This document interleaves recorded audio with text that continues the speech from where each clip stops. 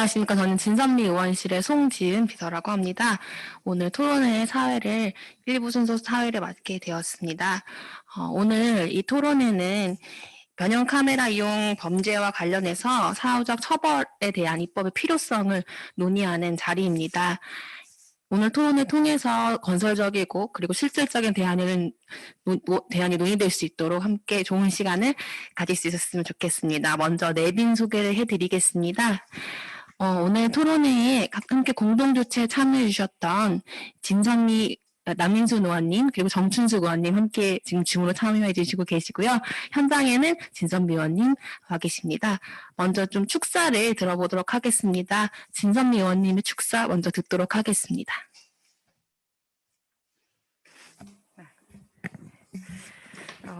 현장에 있다고 저를 먼저 시켜주시는 거죠? 우리 남인순 의원님 또 정준승 의원님 이렇게 함께 해주고 계시는데요. 오래전부터 이 문제에 대해서 관심을 갖고 있었고 그래도 많은 분들의 도움 덕분에 오늘 조금 더 진전된 법안을 마련할 수 있어서 너무 감사하다는 생각입니다. 앞에서도 말씀드렸지만 우리 남인순 의원님, 정춘숙 의원님 함께 해주시고 계시고요. 또 박원주 의원님, 기동민 의원님, 권인숙 의원님, 천준호 의원님도 함께 관심을 가져주고 계신데 오늘 당직이나 뭐 여러 그 역할 때문에 오늘 이 자리에 함께하진 못하셨지만 마음은 함께하고 계십니다. 또 논의 발제에 아주 귀한 시간을 내주신 우리 리셋 여러분들과 또 권창범 변호사님, 또 오순수 교수님 감사드립니다. 그리고 또 사회를 자장을 봐주시는 우리 양현호 교수님께도 진심으로 감사드리고요. 또 토론자로 와주신 강혜란 대표님, 또 최진능 조사관님, 또 여가부 관련된 또 과기부 관련된 부처의 공무원분들께도 감사드립니다.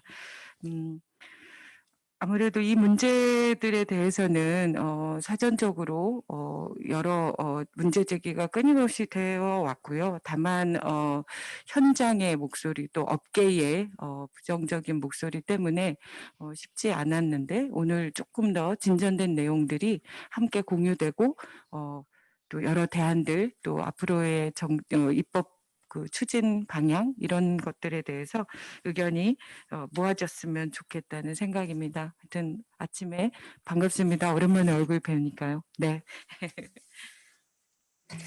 예, 이어서 남인순 의원님 축사 듣도록 하겠습니다. 인사만 듣도록 하겠습니다. 죄송합니다. 네, 안녕하세요. 잘 들리시죠? 네, 반갑습니다. 오늘 진선미 의원님께서 주관하셔서 굉장히 꼭 해야 되는 토론회가 드디어 열린 것 같습니다. 저희가 뭐 N번방 사건 이후에 여러 가지 처벌 양형은 많이 강화를 하긴 했지만 사실 근본적인 해결 대안은 좀 아니었습니다. 그래서 사실 이 변형 카메라 문제에 대한 어떤 그 해결을 했어야 되는데 그동안 아마 관련 부처나 이런 데서 상당히 이렇게 난감해 했던 것을 알고 있습니다. 근데 이제는 아마 대안을 어느 정도 또 진선미 의원님이 꾸준히 이 문제를 이슈화하셔갖고 대안을 제시한 것을 알고 있습니다. 그래서 이제는 어떤 사후적인 처벌이 아니라 사전적인 예방을 할 수 있는 이런 시스템을 갖춰야 된다고 생각합니다. 그래서 이번 제정안에 그 변형 카메라의 제조나 수입 또는 판매, 대여, 또 구매 대행에 대한 여러 가지 등록제를 시행을 해서 앞으로 이 정보 시스템을 이제 구축 운영하도록 하는 이 사전적 관리를 하는 내용이기 때문에요. 이 법이 이번에는 21대 국회에서는 반드시 좀 통과가 돼서 한번 이 불법 촬영물이 생기면 지워지지 않는 이런 문제들 너무 심각하지 않습니까? 그래서 이 변형 카메라에 대한 규제 법안이 꼭 돼야 된다고 생각을 합니다. 함께하신 뭐 정춘숙 의원님 또 같이 함께하시는 많은 의원님들께 감사드리고 오늘 자장과 또 발제와 토론을 맡아주신 분들 그리고 관련 부처에서도 나오시고 하셨는데 이번에는 꼭 해법을 좀 찾았으면 좋겠습니다. 어쨌든 디지털 성범죄 근절의 어떤 한 계기가 되기를 바라면서 다시 한번 오늘 토론에 축하드립니다. 고맙습니다.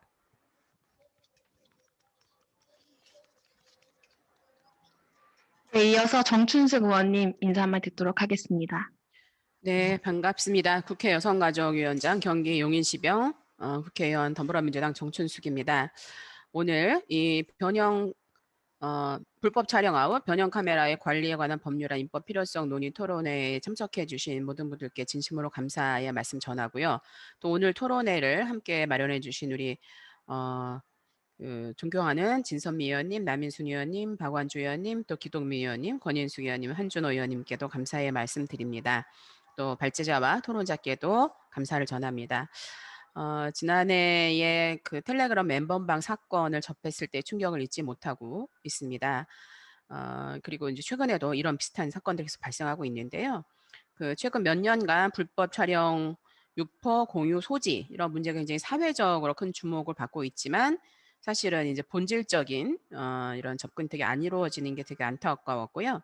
그리고 또 이 디지털 성범죄가 너무나 잔혹하기 때문에 이에 대한 대책이 굉장히 필요하다고 봅니다. 특별히 이 변형 카메라 규제라고 하는 것은 디지털 성범죄를 선제적으로 차단할 수 있는 것이기 때문에 굉장히 중요한 이런 문제라고 생각합니다.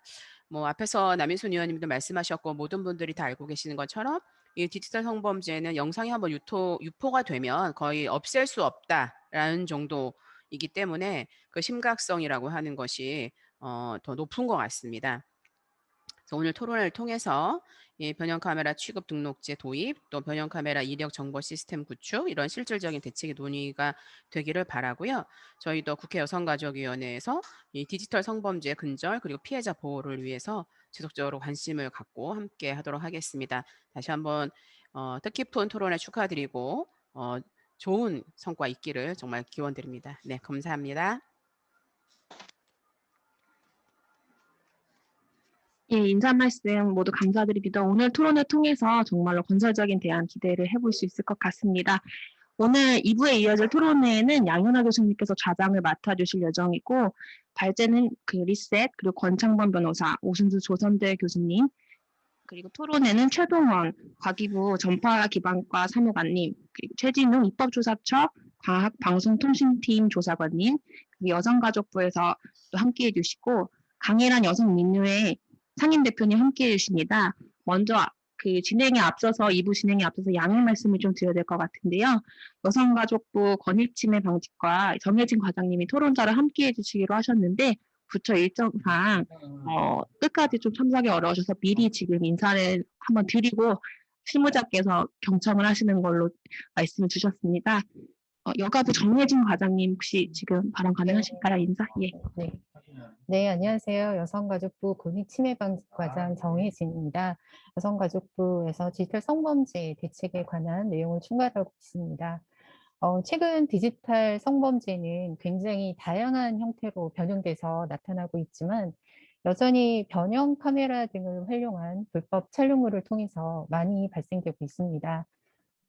이런 취지에서 불법 촬영에 악용될 수 있는 변형 카메라에 대한 사전 규제를 위해 취급업체 등을 등록 관리함으로써 무분별한 변형 카메라 유통을 차단하고 그리고 불법 촬영 범죄를 예방하기 위한 법률 제정의 필요성에 굉장히 공감을 하고 있습니다.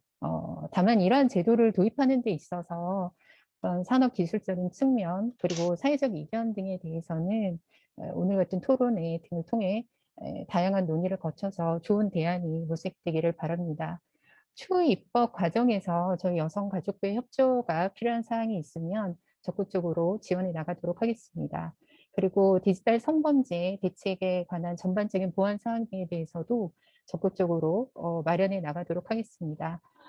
지금 다른 업무 관련 회의가 있어서 제가 토론에 계속 참여할 수는 없지만 다른 방식을 통해서도 오늘 토론의 내용을 공유할 수 있도록 그렇게 하겠습니다. 네, 감사합니다. 네, 감사합니다. 그럼 이제 본격적으로 발제와 토론을 시작할 텐데요. 오늘 좌장을 맡아주실 양현아 교수님께 사회를 부탁드리도록 하겠습니다. 양현아 교수님. 네, 안녕하세요. 양현아입니다. 네, 온라인 줌을 통해서 이렇게 뵙게 되었습니다. 네, 그동안 안녕하셨는지요? 아, 오늘 매우 뜻깊은 자리에 이렇게 사회를 볼 수 있게 돼서 기쁘게 생각하고 있습니다. 저는 서울대 법학전문대학원에서 젠더 법학과 법사학을 담당하고 있는 사람 양현아입니다. 네, 뭐 아시다시피 2010년대 이후부터 디지털 성범죄, 성폭력이 급증하고 있습니다. 우리 성폭력 범죄에서 지금 가장 큰 다수를 차지하는 범죄의 그 범주로서 이제 디지털 성범죄가 자리를 잡게 되었는데요. 이에 관한 법과 정책은 기술과 테크놀로지 또 지금 사회의 현상들이 변화하는 것에 훨씬 더 미치지 못하고 뒤처져 있는 상황이라 많은 입법과 정책에 관심이 필요한 상황입니다. 뭐 우리가 다 따라가지도 못하는 뭐 불법 촬영과 뭐 비동의, 뭐 유포뿐만 아니라 지금 딥페이크, 합성 등의 기술들이 발빠르게 전개가 되고 있습니다. 오늘 우리가 다루게 될 이 변형 카메라, 이른바 몰래 카메라 우리가라고 말하는 종류의 그 변형 카메라가 너무 법률의 바깥에서 관리되지 않아 왔던 상황이었던 것 같습니다. 이에 대해서 우리 진선미 의원님 등 여러 국회의원님들께서 뜻을 모아서 변형 카메라의 관리에 관한 법률안을 발의하신 것으로 알고 있고요. 오늘은 그 입법 필요성을 논의하는 토론회가 되겠습니다. 이 이제 소중한 자리에 또 네, 세 분의 발표자 지금 조금 전에 여가부 과장님을 포함한 네 분의 토론자가 나서 주실 것 같습니다. 먼저 발표자분들을 소개해 드리도록 하겠습니다. 제 목소리 잘 들리시나요? 네, 감사합니다. 네, 첫 발표는 리셋, 이미 매우 유명한 단체입니다. 특히 그 엠번방 등 텔레그램 성착취 범죄에 분노하고 문제 제기하면서 여성들이 그 만든 단체입니다. 그래서 특히 이 텔레그램 등 네, 디지털 성착취 사건의 폐해를 널리 알리고 지속적인 모니터링을 통해서 신고할 수도 있고 하는 이 각종의 그 역할을 하고 있는 단체에서 발표를 해주시겠습니다. 두 번째 분은 권창범 변호사이신데요. 권 변호사님은 지금 현재 우리가 오늘 다루고 있는 변형 카메라 관리에 대한 관한 법률안이죠. 이 법률안을 자문해 주신 변호사이십니다. 현재 방송통신위원회 한국방송통신전파진흥원의 법률 자문으로 계십니다. 세 번째 발제자분은 오순수 조선대학교 교수님이신데요. 조선대학교 IT융합대학 전자공학과 교수십니다. 변형 카메라 담지기기 시장조사를 통한 유관기관 간 협업 방안 연구 등 이 관련해서 전문 연구자이십니다. 이 세 분의 발표를 우선 들어보도록 하겠습니다. 오늘 시간이 그렇게 많이 배정되지가 않아서요. 한 분당 15분 정도로 발표해 주셨으면 좋겠습니다. 주요한 요지를 말씀해 주시고요. 참고로 이어지는 토론에서도 각 토론자가 3분 내지 5분 정도의 그 토론 시간을 주어지니까 미리 좀 준비를 해주시면 감사하겠습니다. 그러면 첫 번째 발표 리셋, 변형 카메라 이용 범죄의 사후적 처벌의 한계점과 범죄 예방을 위한 선제적 관리 규제 도입의 필요성이라는 발제를 들어보도록 하겠습니다.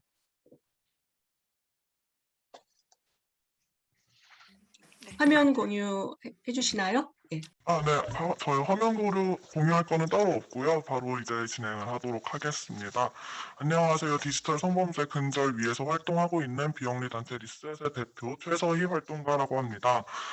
이제 오늘 정말 중요한, 그리고 사실 저희가 할 말이 많았던 주제를 가지고 또 이제 감사하게도 첫 번째로 발제를 하게 되었는데요.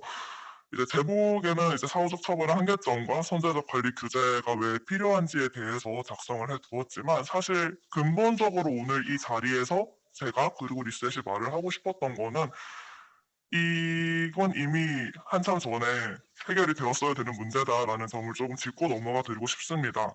작년에 텔레그램 성착취 사건을 통해서 많은 분들이 디지털 성범죄가 이렇게까지 횡행하고 있고 우리가 몰랐던 사실은 알고 싶지 않아 했던 수많은 성착취 단체방들이 있고 그에 대한 가담자들이 정말 많았다라는 점에 큰 충격을 받고 분노를 다 같이 해주셨는데요.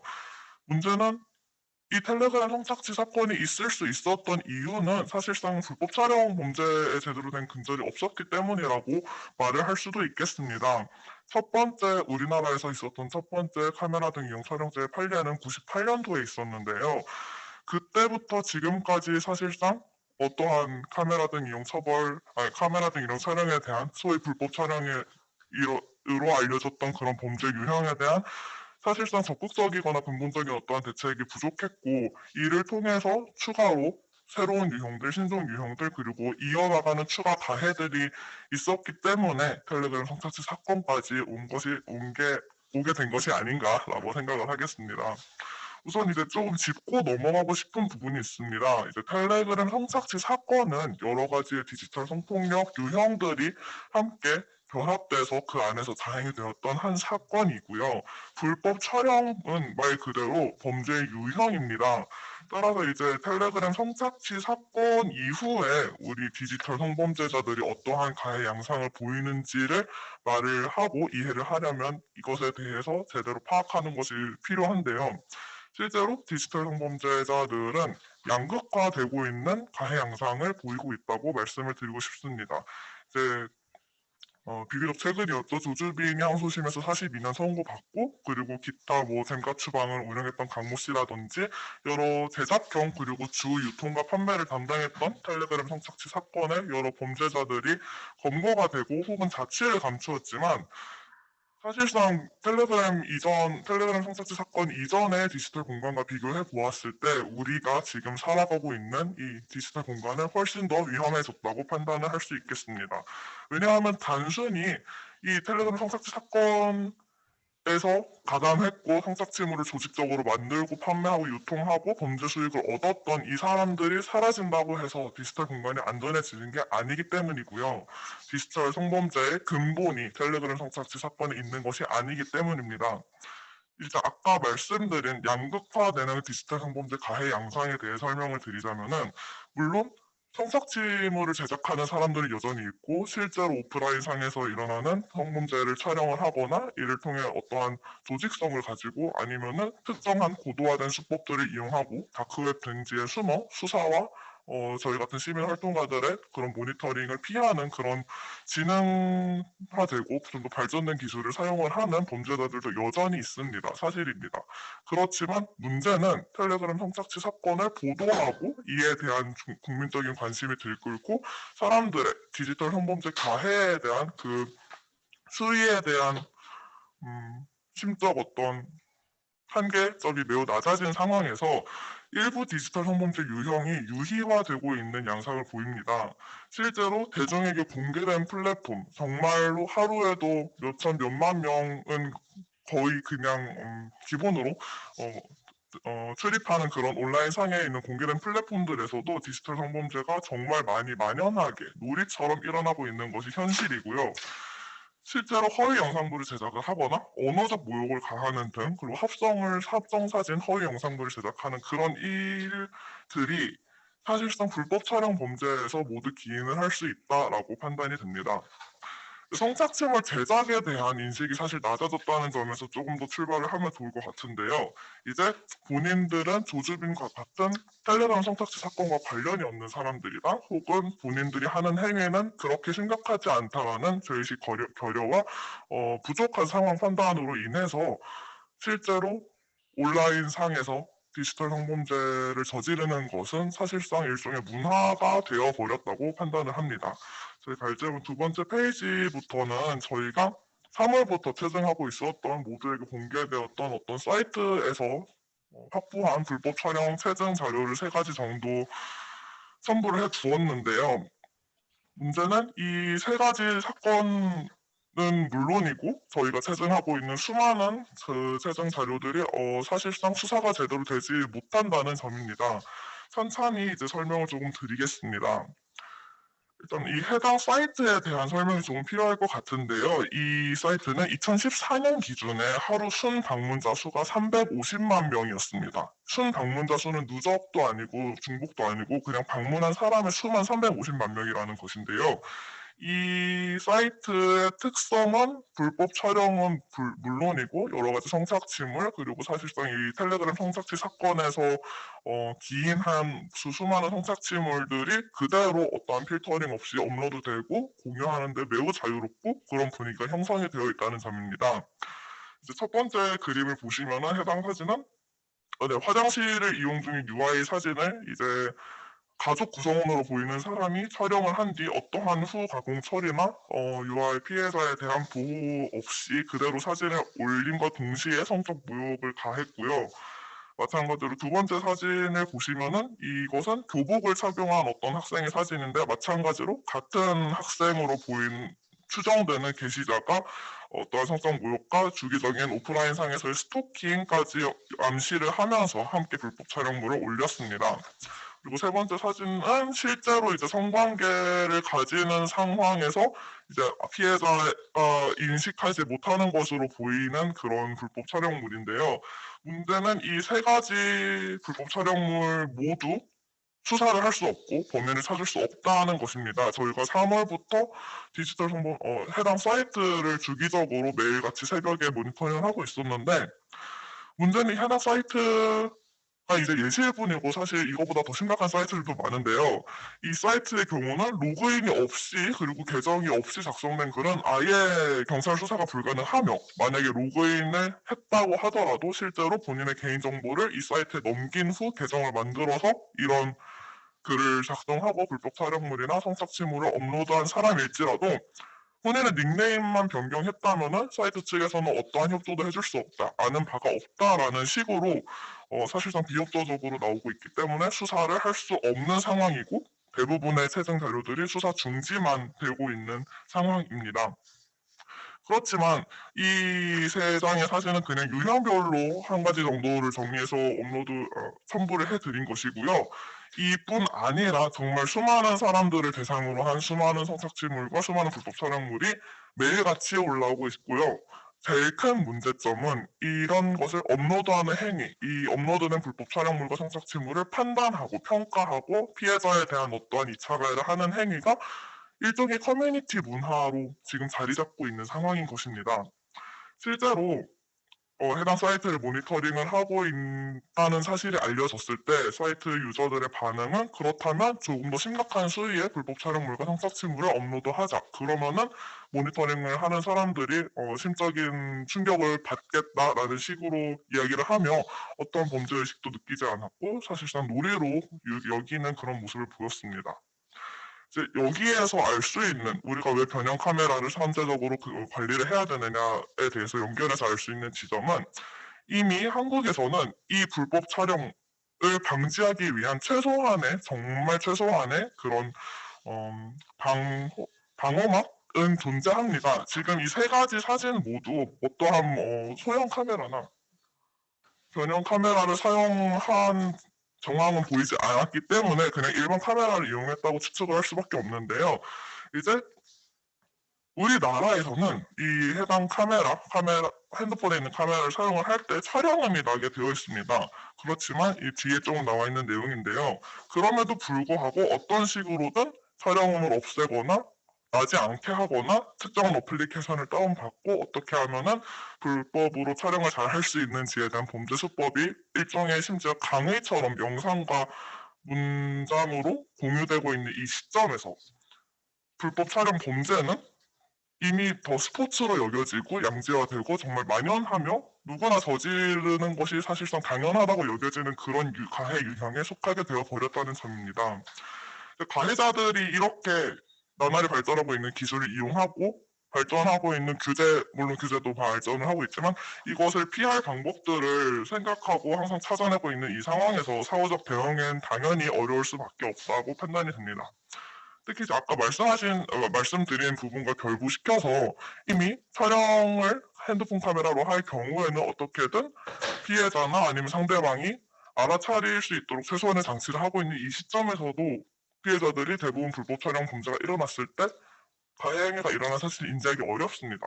그런데 변형 카메라의 경우는 특히나 더 일상생활용품과 비슷한 유형을 가지고 있고요. 실제로 이런 물병도 당연히 소형 카메라 불법적인 어떤 변형 카메라가 될 수 있겠습니다. 그래서 피해자들이 자신의 가해 상황에 대해 인지하는 것을 훨씬 어렵게 만드는데, 문제는 현대 불법 촬영 범죄는 단순히 촬영이 되는 그 시점에서 멈추는 것이 아니라는 점입니다. 대부분의 디지털 성범죄가 개인정보에서 기인을 한다고 작년 3월경 법무부 TF팀을 대상으로 브리핑을 진행하며 말씀드린 적이 있는데요.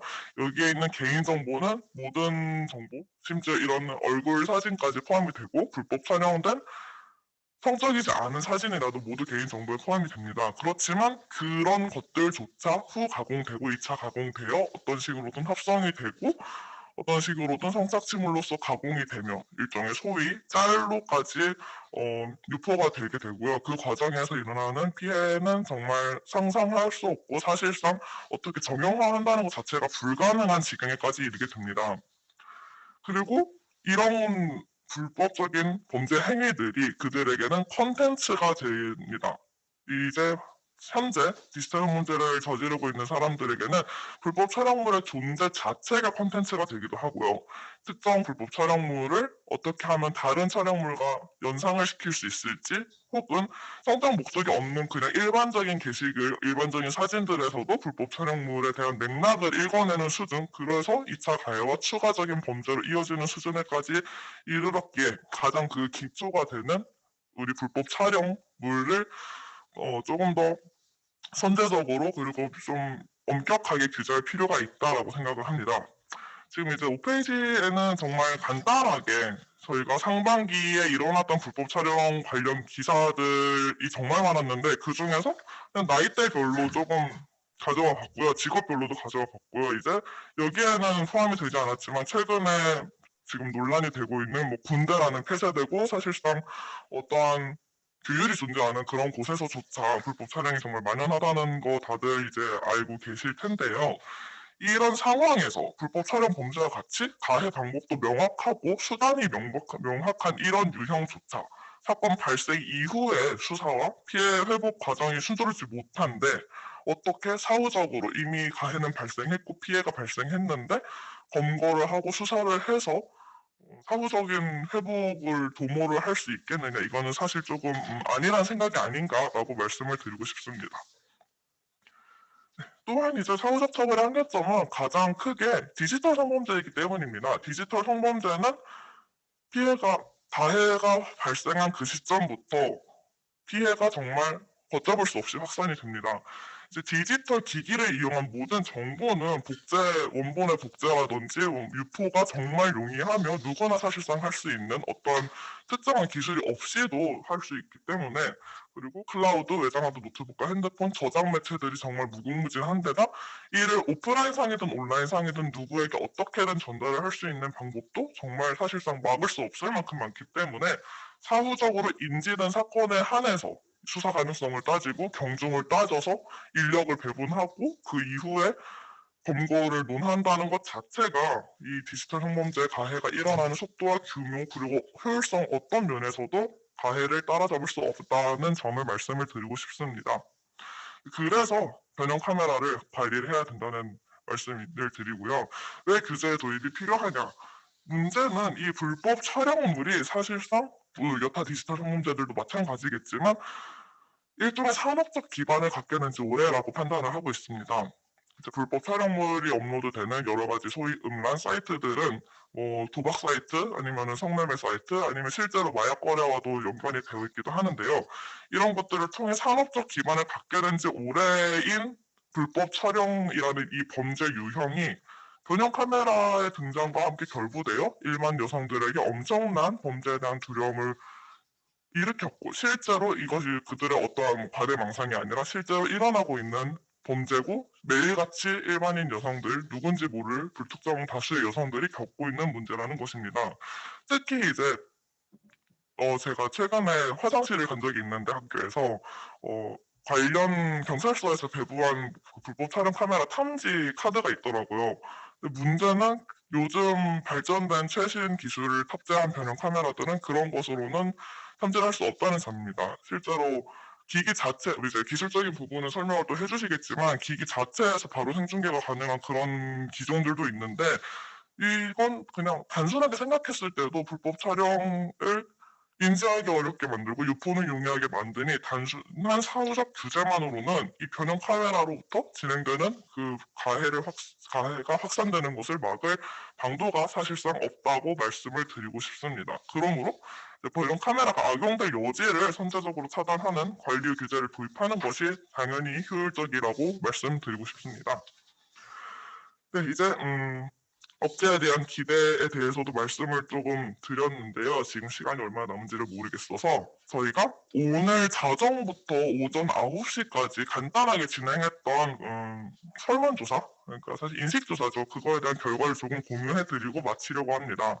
저희가 이제 변형 카메라와 관련한 시민 인식조사를 오늘 자정부터 오전 9시까지 간단하게 오늘 이 토론에 참석을 한다는 안내와 더불어 진행을 했는데요. 총 57분이 그 짧은 시간에도 응답을 해주셨습니다.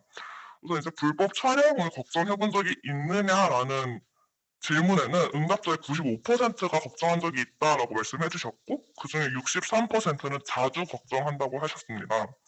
가장 불법 촬영을 많이 걱정한 장소는 공중 화장실이 98%였고요. 그 다음으로는 길거리도 심지어 80%, 대중교통도, 그 다음에 이 두 번째가 대중교통이 85%, 길거리가 80%였고, 심지어 본인의 집에서조차 불법 촬영을 걱정한 사람이 50%를 넘었습니다.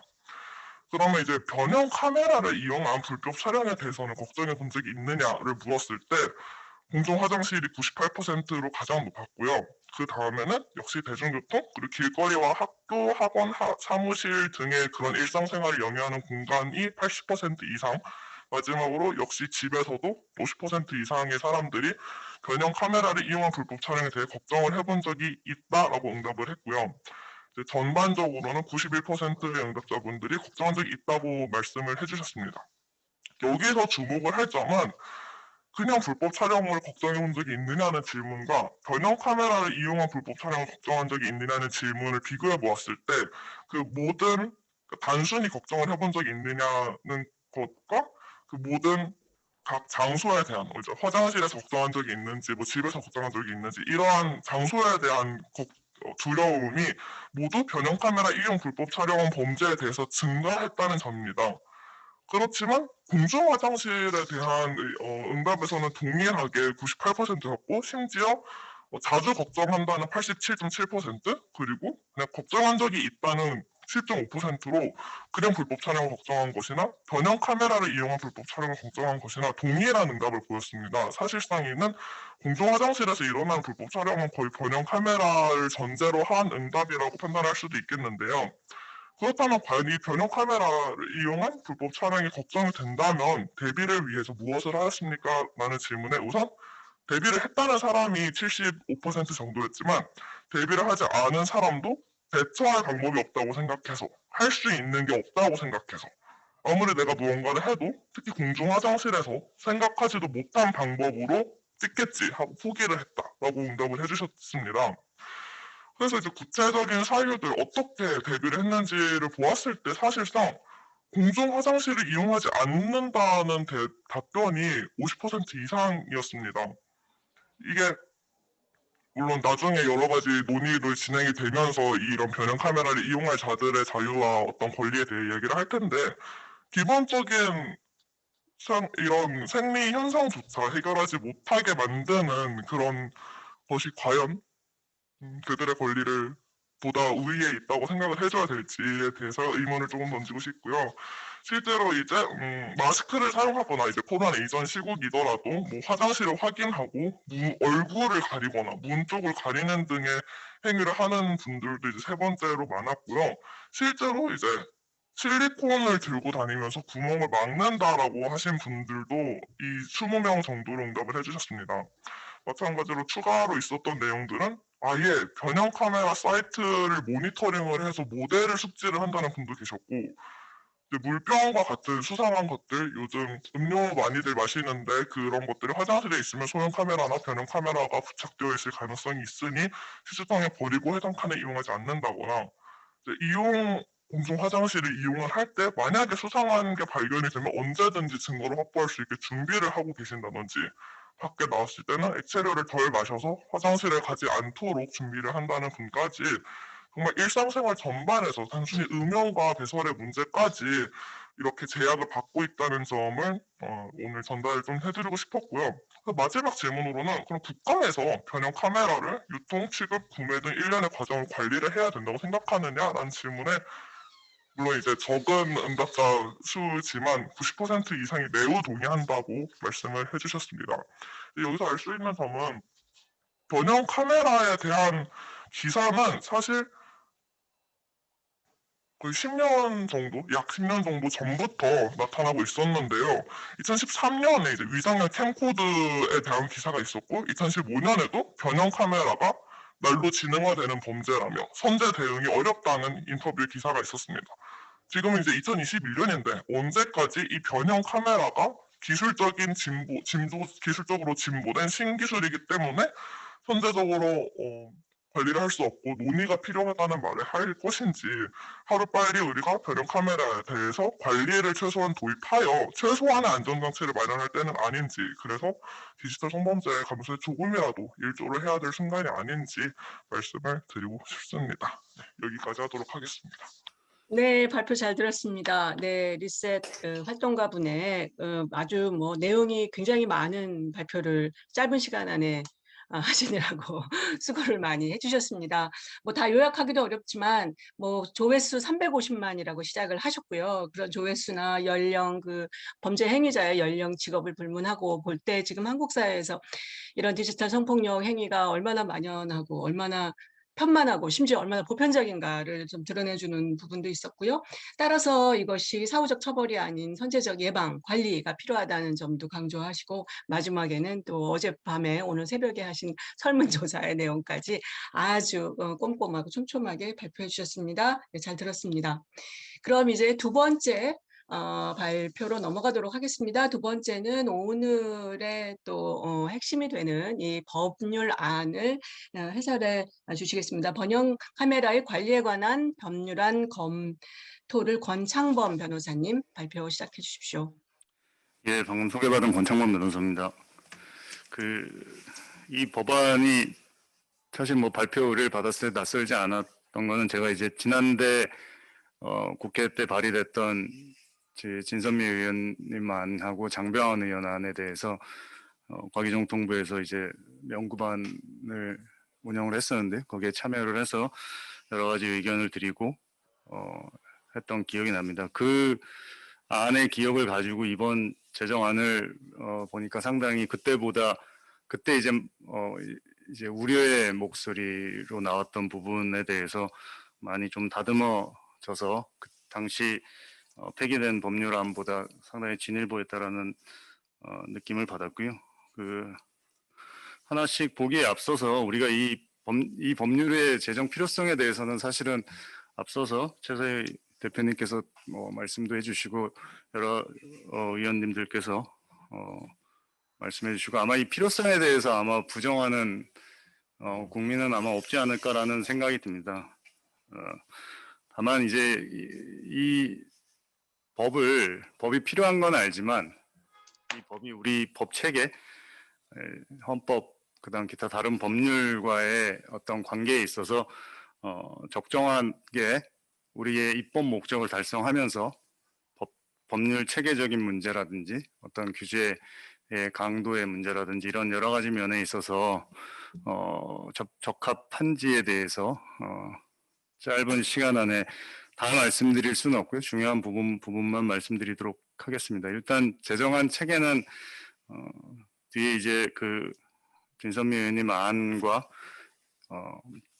입법조사관 검토 보고서를 참고하시면 되는데, 많은 내용을 조문량이 많지는 않습니다. 이 법이 기본적으로 우리가 이제 법률을 만들 때 크게 이제 지능법이냐 규제법이냐라는 얘기를 많이 합니다.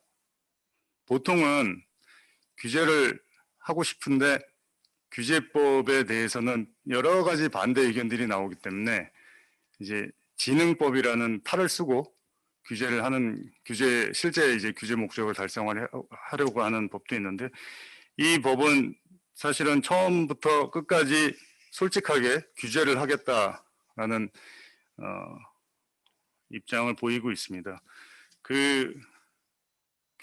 진흥법이 좋고 규제법이 나쁘고 이런 차원이 아니고, 저는 오히려 그래서 이 법률이 하고자 하는 바를 더 명확하게 나타내고 있어서 오히려 우리나라에 지금까지 수많이 나온 어떤 법보다 더 선명한 법이라고 생각이 드는데요. 법의 목적을 보면 이 법이 추구하고자 하는 것은 크게 성폭력 범죄 및 사생활 침해 등 부정한 목적으로 카메라가 이용되는 걸 금지하겠다라는 겁니다. 그로 인해서 달성하고자 하는 것은 이제 공공 안녕 질서, 국민의 안전. 그러니까 이제 대한민국 헌법 37조 2항에 보면은 기본권을 제한할 수 있는 요건이 국가 안전 보장, 공공 복리, 질서 유지. 이럴 때는 우리가 이제 법률로서 기본권을 제한할 수 있도록 되어 있는데요. 변형 카메라를 이용하는 기본권이 있을지도 의문이긴 하지만, 이제 사실은 이 법의 우려를 나타내는 걸 보면 이제 과거 20대 국회에서도 여러 의원님들께서 그럼 드론도 다 막을 거냐 라는 말씀도 하셨던 걸로 기억을 하는데요. 그런 부분을 규제하겠다는 게 아니다라는 거를 분명히 밝히고 있는 거라고 생각이 듭니다. 먼저 정의 규정을 보면 정의 규정이 과거의 법안보다 상당히 많이 다듬어졌습니다. 첫 번째 개념 표지로 나타내고 있는 게 일반적인 카메라와 외관을 현저히 달리할 것이라고 해서, 여기서 일단 일반적인 카메라와 비슷한 건 다 빠져나갑니다. 두 번째, 필기구, 용기, 장식, 소품 등 일상생활 용품을 예시를 들어서 다시 개념 표지를 축소를 시키고 있습니다. 그냥 이제 일상생활 용품이라고 하면 그럼 일상생활 용품이 뭐냐라고 할 수 있는데 더 추가를 시켰고요. 또 하나 이제 주관적 구성 요건이긴 한데, 타인이 촬영 여부를 쉽게 인식하지 못할 것. 그러니까 일반적인 카메라와 외관을 현저히 달리할 수도 있지만 이 부분은 저는 크기하고 관련이 된다고 생각하는데요. 일반적인 카메라와 외관을 똑같이 한다 하더라도 일반인이 봤을 때 인식할 수 없는 정도의 소형 크기라면 사실은 그 외관의 요건만 가지고서는 걸러낼 수가 없기 때문에 타인의 촬영 여부를 쉽게 인식하지 못할 것이라는 개념 표지를 들고 있습니다. 우리가 이제 법의 규율 대상인데요. 이게 어디까지 규제할 거냐 방식에 있어서 흔히 얘기하는 네거티브 방식이 있고요, 포지티브 방식이 있는데 두 방식을 다 쓰고 있습니다. 이 법률은. 일단 첫 번째, 그동안 나왔던 우려의 목소리, 산업 발전을 저해한다. 지금 5G가 상용화해서 다 IoT 기술 쓰고 해야 되는데 사물에 다 카메라 기능이 들어가고 차량에도 카메라 기능이 다 들어가고 냉장고에도 들어가고 해야 되는데 청소기에도 들어가고 이거 다 규제할 거냐, 이런 반대를 위한 이제 비판의 목소리가 있을 수 있는데, 그래서 기본적으로 몇 가지를 뺍니다. 이제 개보법에서 얘기하는 CCTV, 의료기기, 그다음 이동통신 단말, 이제 휴대폰을 빼는데 이 점에 있어서는 사실은 이 법이 그러면 실효적이지 못하다라는 비판도 사실 있을 수는 있습니다만 일단은 뺐습니다. 그리고 이제 마가 사실 드론으로 보여지는데요. 초경량 비행 장치도 빼고 있습니다. 그래서 이 부분은 일단 빠지고 이 법에서 규율 대상인 건 일단 빠집니다. 빠지고 나서 그 다음에도 기회를 한 번 더 줘서 대통령령으로 정하도록 하고 있습니다. 물론 이게 대통령령으로 정하도록 하면 이제 다시 정부로 공이 넘어가서 정부의 숙제가 될 수도 있는데요. 기본적으로 법에서 정의 내릴 수 있는 최대한의 정의 규정은 다 내렸다라고 보여지고요. 제가 이제 과거법은 이제 과기정통부 고시로 빼는 입법 형식을 취했다라고 하면 지금 이제 대통령령으로 상위 입법을 했는데요. 찬반의 의견이 있을 수 있습니다. 이거는 왜냐하면 대통령령도 사실 개정하는 게 쉽지는 않습니다. 쉽지는 않기 때문에 기술 발전에 저해가 될 수 있다라는 목소리들이 있는 반면 반대로 지금 대통령령으로 정하는 기기를 변형 카메라로 하기로 했기 때문에 반대로 아까 우리 최 대표님 말씀하신 대로 변형 카메라 이제 이 범죄의 진보도 상당히 빠르기 때문에 그거를 막을 수 있냐라는 비판도 있지만 저는 현재의 상황에서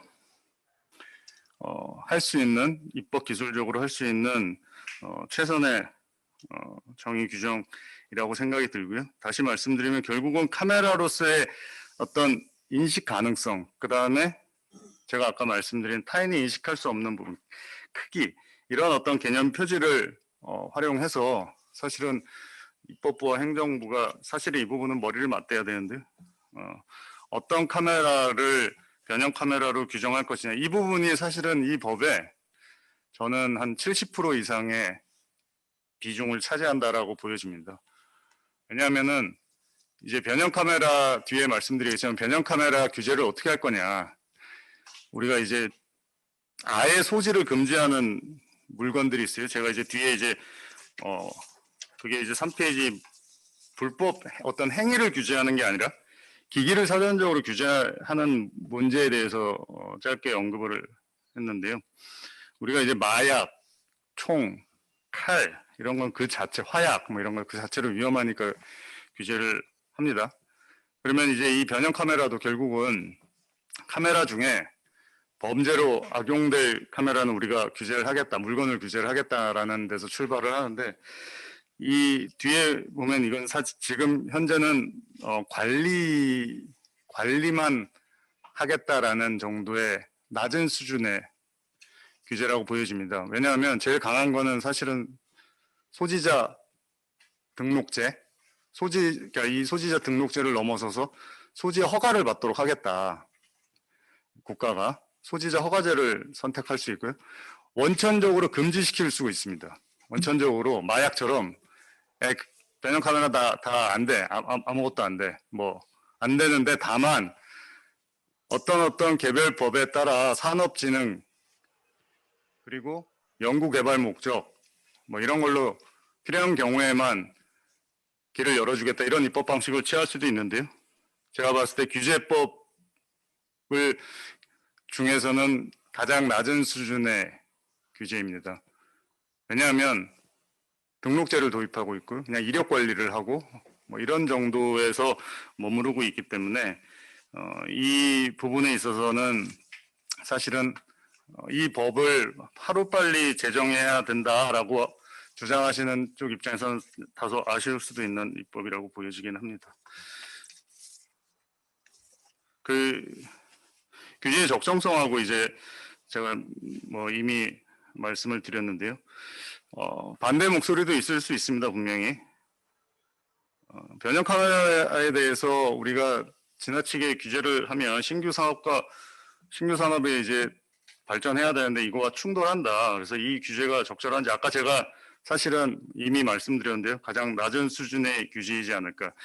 제정안이 채택하고 있는 규제를 살펴보면요. 3조 내지 7조에서 취급 등록제, 8조 10조에서 이제 변형 카메라 이력 관리제, 9조에서 구매자 등의 본인 확인제, 12조에서 양도 대여 금지 등의 규제. 크게 보면 이 규제가 이제 4가지 규제 있는데요. 다 보시면 아시겠지만 원천적으로 금지하거나 국가에서 뭐 누가 소지해도 되는지 허가해 주겠다 이런 거 아닙니다. 관리만 하겠다는 겁니다. 우리가 축산물도 이력 관리를 하고 우리 지금 사실은 일상생활에 이 이력 관리는 다 들어와 있습니다. 어디 들어갈 때마다 QR코드를 다 찍으시죠. 다 관리하는 거거든요. 우리가 이제 코로나 바이러스가 위험하니까 가장 높은 단계는 아예 못 나오게 할 수도 있고 이제 인원수 제한도 할 수 있고 지금 인원수 제한은 하고 있죠.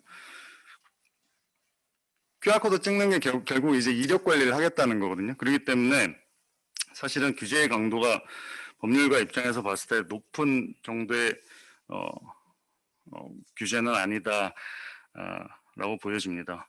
그래서 그럼 취급 등록제가 적정하냐, 소지자 허가제가 적정하냐. 저는 사실은 이거는 뭐 제 개인적인 의견이라기보다 법을 제정하는 데 있어서는 상당히 어려운 과정을 많이 거쳐야 됩니다.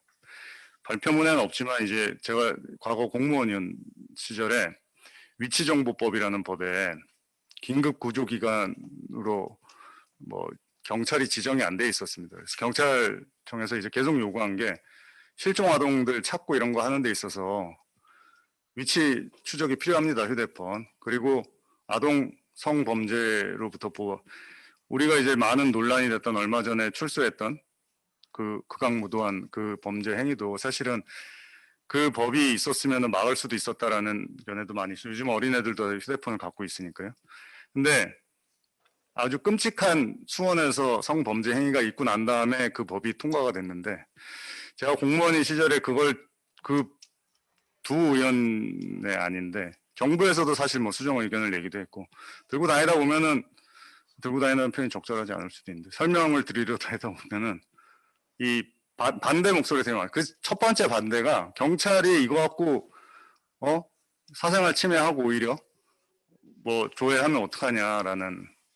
근데 그 수원에서 그 끔찍한 범죄 행위가 일어나고 나서는 그런 의견은 싹 사라졌습니다. 그냥 우리나라에 제가 이제 조금 이게 좋은 면인지 나쁜 면인지 모르겠는데 이 제정안도 아마 이 관련된 큰 사고가 터지면은 사삭 그냥 통과가 될 수도 있습니다.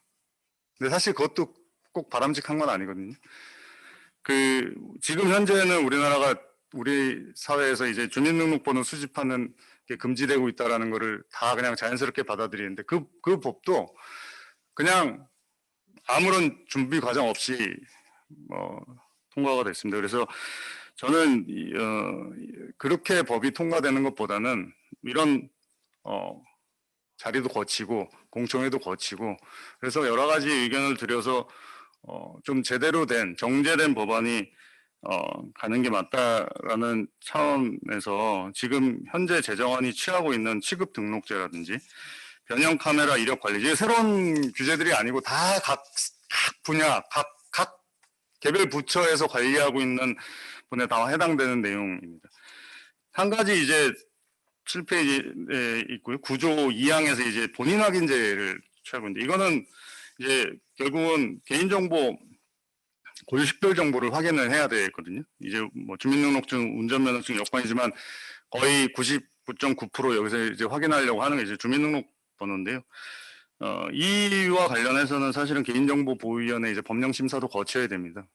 제가 과거에 개인정보 보호위원회 법령 평가 전문위원회인데 거기 이제 각 부처에서 법안을 만들고 국회에서 만들고 하면은 개인정보가 들어갔으면 다 심사를 합니다. 거기서 이제 차분히 논의가 되겠지만 이 부분은 실제 이제 일종의 이제 차명 거래를 막기 위해서 반드시 필요한 내용이라고 생각이 듭니다. 그리고 양도 임대를 금지하고 있는데 이 부분도 마찬가지 이제 법의 실효성 차원이죠. 왜냐하면 본인 확인을 통해서 누가 이걸 했는지 제대로 등록을 하자는 차원인데 여기에 사실은 어떤 다른 제3의 인물이 끼어들면 안 되기 때문에 필요한 부분이라고 생각이 들고요. 시간이 생각보다 별로 많지 않네요. 그래서 빨리 마무리를 해야 되는데 이제 그 결격 요건은 넘어가겠습니다. 결격 요건도 아까 마찬가지 개보위하고 협의해야 되는 내용이기도 하고요. 그 다음에 이제 마지막 부분인데요. 법의 실효성 확보. 이거는 사실은 반대 의견을 아까 제가 미리 말씀드렸지만 이동통신 단말 장치를 뺐기 때문에 아마 이 법이 필요하다라고 하는 찬성론자들한테서는 오히려 비판을 받을 수 있는 부분이기도 하고 이 법을 반대해온 뭐 산업계라든지 기술계에서는 오히려 환영할 수 있는 부분이기도 한데 사실 많은 부분이 이 이동통신 단말 장치에서 이루어지긴 하지만 저는 이 제정안이 통과되는 게 더 필요한 부분이기 때문에 법의 규율 대상을 명확히 하는 것이 조금 더 바람직한 것 같고요. 그래서 현재의 그 규정 방식이 맞다라고 보여집니다. 그래서 다만 아까도 말씀드렸지만 대통령령으로 정함에 있어서 면밀히 면밀히 이제 뭐 어떻게 보면 협의를 하셔서 규제를 회피하는 목적으로 이 규정이 사용돼서는 안 된다라고 생각이 듭니다. 마지막으로 이제 국가기관을 등록기관에서 제외하고 있는데요. 이제 국가기관을 뭐 법제처에서는 국가기관뿐만 아니라 지자체, 공공기관도 다 빼줘야 된다고. 저는 이제 분명히 말씀드릴게요. 그거는 반대고 그럼 다 빼자는 얘기나 다름이 없고, 오늘 뉴스 보셔서 아시겠지만 제가 근무했던 군대에 있을 때 제가 있었던 딱 부서이기도 해서 참 창피한데, 모 전투비행단 이제 군사 경찰인 신분을 갖고 있는 군인이 이제 몰카를 설치해서 여군들을 찍었다라고 하더라고요. 그러니까 사실 국가기관도 믿을 수가 없죠, 솔직히. 저희끼리 얘기지만 국가기관도 그걸 쓰는 사람은 사람이기 때문에 믿을 수가 없는데, 다만 우리가 이제 수사 목적이나 정보 목적으로 엄격하게 제한을 해서, 왜냐하면 그런 부분은 오히려 국민의 안전을 보호하고 질서를 유지하기 때문에, 국가기관이라고 하면 사실 그리고 이게 법상의 용어가 아니기 때문에 이 부분은 조금 더 검토를 해서, 취지는 알겠지만 그 정부 기관에서 정확하게 어디가 필요한지를 타겟을 해서 빼는 방법이 하나가 있고, 두 번째 아까 제가 말씀드린 대로 연구 개발, 뭐 통계 작성 목적으로 보통 개인정보를 활용할 수 있게 많이 해주거든요. 그래서 뭐 통계 작성은 제가 봐 좀 안 맞는다 하더라도 연구 목적으로 하는 부분을 적용에 예외로 하면 어떨까라는 차원에서 그 부분은 좀 추가적인 검토가 필요하다라고 보여집니다. 아무쪼록 제정안이 잘 정비가 돼서 통과돼서 안심하고 살 수 있는 나라가 되었으면 좋겠습니다. 이상으로 발표를 마치겠습니다. 네, 발표 잘 들었습니다. 네, 지금 현재의 법안 내용을 설명하시면서 가장 낮은 수준의 규제가 아닌가 이런 말씀을 해주셨습니다. 사실은 뭐 하루하루 디지털 성범죄의 기술은 발전되어 가는 신종 범죄가 나오고 있는데, 이렇게 법이라는 실정법이라는 이렇게 굳어진 법으로 다 그 신종 범죄를 쫓아갈 수 있느냐, 이제 그런 문제는 늘 제기되고 있는 것 같습니다. 저는 사실 이런 법안이 이제 변형 카메라에 대한 규제뿐만 아니라 우리가 가장 널리 쓰는 이 휴대폰을 통한 카메라의 사용에 있어서도 사실은 우리가 뭐 경각심 내지는 윤리, 책임 의식을 갖게 하는 그런 시너지 효과를 함께 가져올 수 있지 않을까, 그렇게 기대를 해봅니다. 따라서 변형 카메라뿐만 아니라 우리가 카메라 사용하는 데 있어서의 인권 교육, 인권 감수성 교육이 먼저 선행하고 또 그 맥락이 되면서 지금 현행 오늘 우리가 말하고 있는 이 법률안의 중요성이 좀 더 강조되고, 그래서 법이 의결이 되기를 바래 보겠습니다. 예, 세 번째 발표로 넘어가겠습니다. 이번 발표는 좀 더 이 변형 카메라의 종류나 그 성격 등을 좀 더 우리가 살펴볼 수 있는 중요한 시간이 될 것 같습니다.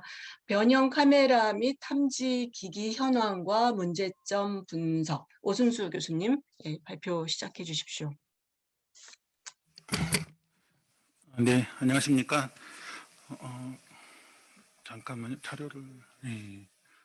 그리고 사실은 참고로 지금 발표 시간이 조금 도과돼서 15분 이내로 해주시면 고맙겠습니다.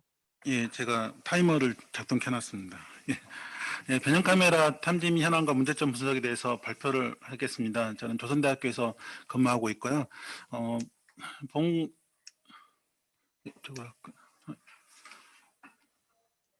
예.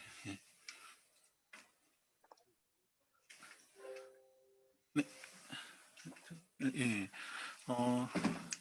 본 과제를 이제 1년 반 정도에 수행을 했고, 그때 이제 나주에 있는 한국방송통신 전파진흥원에서 이제 과제를 발표하셔갖고 저희가 수행을 한 결과를 말씀을 드리겠습니다. 내용은 더 많이 있는데 그것은 이제 의원실에서 갖고 있는 보고서로 좀 대체를 하고요. 저희가 좀 발표하려는 것은 현재 이제 진선미 의원께서 하시려는 것은 사전에 탐지를 하는 거고, 근데 어떤 분들은 그러면 변형 카메라를 사후에 탐지하면 되지 않겠냐고 그렇게 말씀하실 수가 있습니다. 그래서 저희는 그 과제 그런 거에 대해서 이제 연구를 했었고, 그의 한계점을 이제 발견해서 그것을 말씀을 드리겠습니다. 변형 카메라는 저희가 인터넷에서 구글이라든지 지마켓 이런 데서 다 구매를 서칭을 했고 그에 대해서 다양한 형태의 카메라가 있는 것을 발견했는데요. 근데 기존하고 달라지는 것은 지금은 이제 와이파이 기능이 대부분 다 보유하고 있습니다. 그건 뭐 당연히 아시겠지만 USB라든지 SD 카드를 끼웠다 넣었다 하다 보면 이제 동선이 노출이 되고 이러니까 지금 와이파이가 대부분 다 있고 그 다음에 그렇게 하면서 실시간으로 그것을 전송할 수가 있습니다. 대부분의 그 변형 카메라는 이제 일단 카메라 자체가 약간 검정색을 띠고 있기 때문에 검정색 물체 많이 있고요. 그래서 첫 번째 보시면 여기에 시계형 스파이 카메라에는 여기 이제 그 왼쪽 편에 그게 카메라가 있는데 그냥 육안으로 보면 잘 모릅니다. 두 번째에 있는 것은 이제 저희가 구매로 되어 있는 것을 실제로 구매를 해서 써본 건데요. 특징적인 것은 이런 무서운 기기들이 다 정상적으로 동작을 합니다. 그러니까 우리가 봤을 때 그냥 일반인이 봤을 때는 정상 동작하기 때문에 의심을 안 하는 경우가 많습니다. 그래서 정상 동작을 하게 되고요. 그리고 이제 검정색 부분에 보통 있는데 그게 이제 시계 같은 경우는 분침을 가리키는 그쪽에 들어와 있습니다. 그 다음에 이런 뭐 라이트라든지 그 다음에 특이한 경우가 있었는데 전구형 카메라인데 이건 그냥 백열등입니다. 그래서 일반 백열등에 이제 끼워 넣어서 그냥 동작하고 있는데요. 거기에 한쪽 그 가운데다가 또 카메라를 넣어서 또 동작하고 있는 거고요.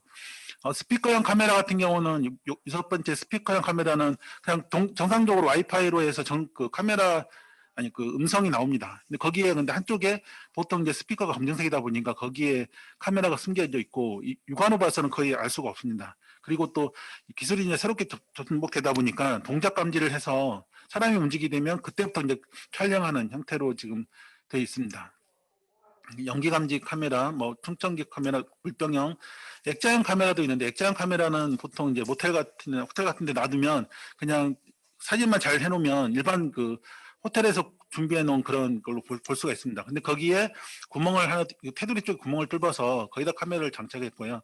그 다음에 11번째는 일반 그 후레쉬고 그 안경형 카메라도 뿔테 안경입니다. 뿔테 안경인데 그 뿔테 안경이니까 검정색이고 그 중앙에 카메라가 있습니다. 그러니까 이거 같은 경우는 보통 지나가는 사람들 전혀 알 수가 없습니다. 자, 그 다음에 모듈인데요. 이게 좀 사실은 가장 이슈가 될 수가 있습니다. 왜냐하면 다른 것들은 제품으로 되어 있기 때문에 그 제품을 가지고 알 수 있는데 모듈 하나하나가 나중에 이제 새로운 제품에 끼우기 때문에 나중에 어떤 형태로 이게 모듈이 들어갈지 몰라서 관리하기 참 어렵습니다. 장난감 이렇게 쭉 있어. 위로 차원에서 카메라, 해놓으시려고 하는데 충전형. 어떻게 해야 되나요? 그쪽 연락을? 네, 그래서 이런 것들이 근데 특징적인 거 보시면 금액이 좀 돼 있는데요. 금액이 6만 원, 7만 원, 10만 원. 네, 이렇게 돼 있습니다. 금액이. 그래서 작은 금액은 사실 아닙니다. 그래서 이런 카메라를 사는 게 단순하게 뭐 1만 원, 1,000원 이렇게 가는 것보다 어느 정도 금액이 있는 때를 가기 때문에 이것을 구매하는 사람들은 어떤 특정 목적이 사실 있다고 볼 수가 있습니다. 네. 그리고 이제부터는 탐지기에 대해서 좀 말씀을 드리는데요. 탐지기가 몇 가지 방법들이 있습니다.